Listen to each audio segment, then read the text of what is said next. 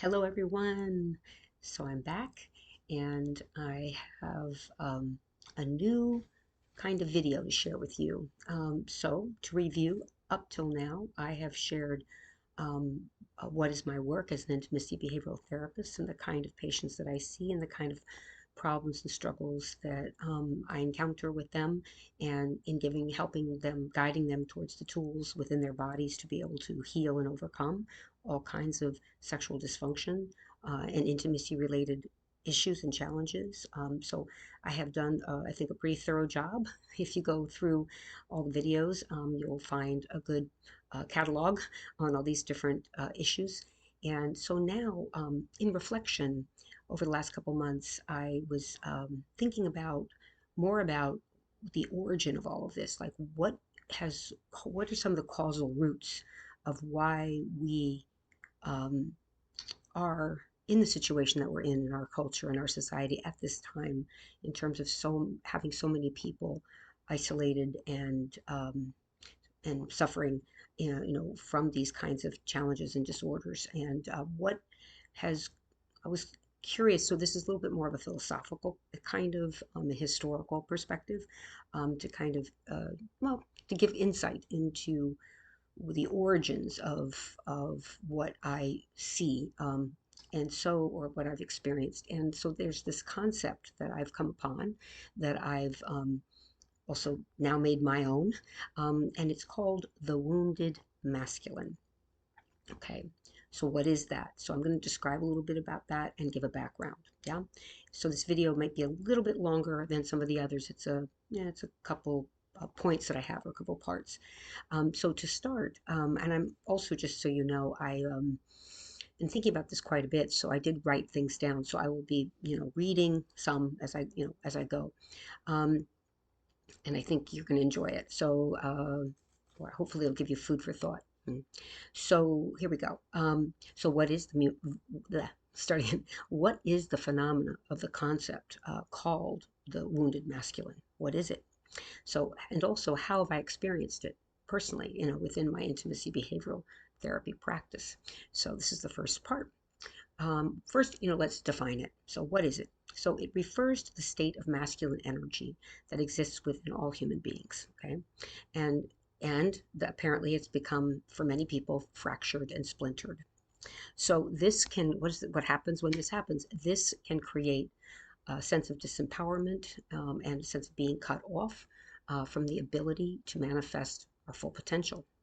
So note here, though, I'm not just speaking about men or masculine energy alone. I'm actually speaking about that beings have both the feminine and the masculine energy. So I'm not, like I said, speaking exclusively about the male species or the male ego.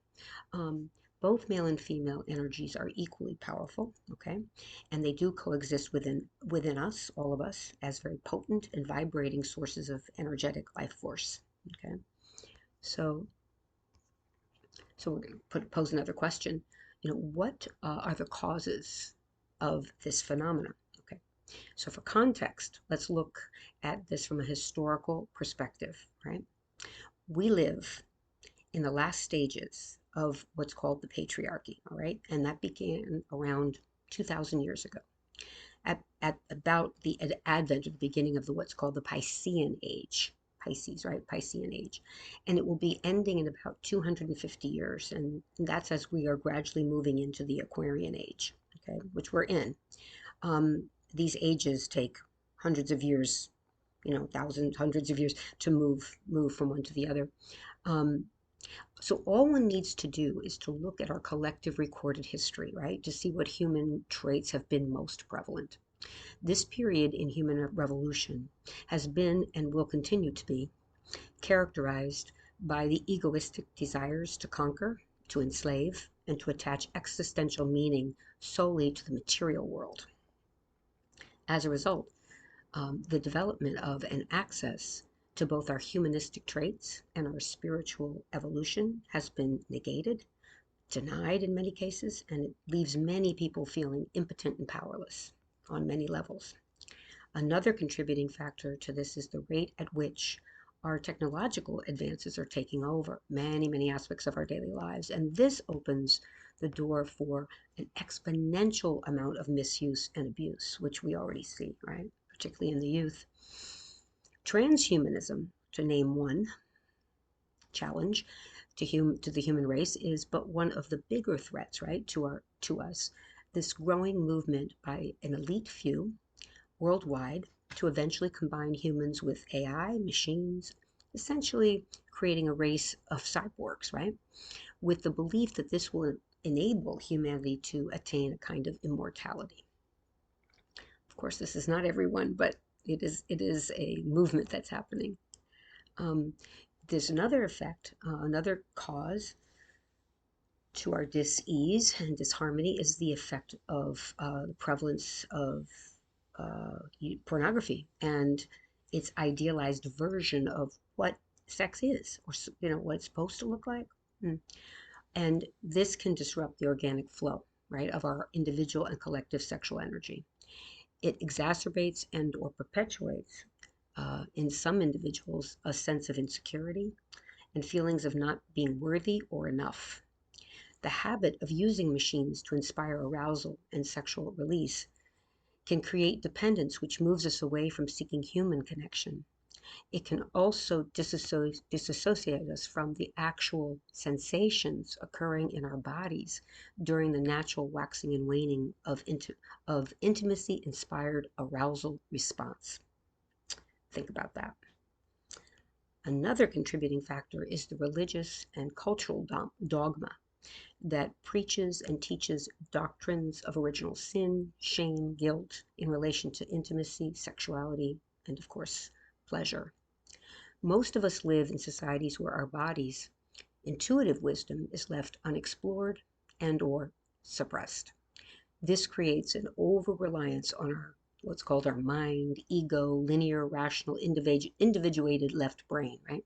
Which resulting in an inability to inhabit our bodies, to feel into as well as process our emotions and trauma wounds. I believe we heal through our emotions and thoughts. Think of the word emotion, E, right? Energy in motion. Human touch can elicit and release the vibrating emotional energy within our bodies as a source of healing. I'm going to repeat that. Human touch can elicit and does and release the vibrating emotional energy within our bodies as a source of healing. When we are trapped in our heads with no escape, it often creates fertile ground for depression, anxiety, disillusionment, hopelessness, and often physical symptoms of sexual dysfunction to emerge from within our physical bodies.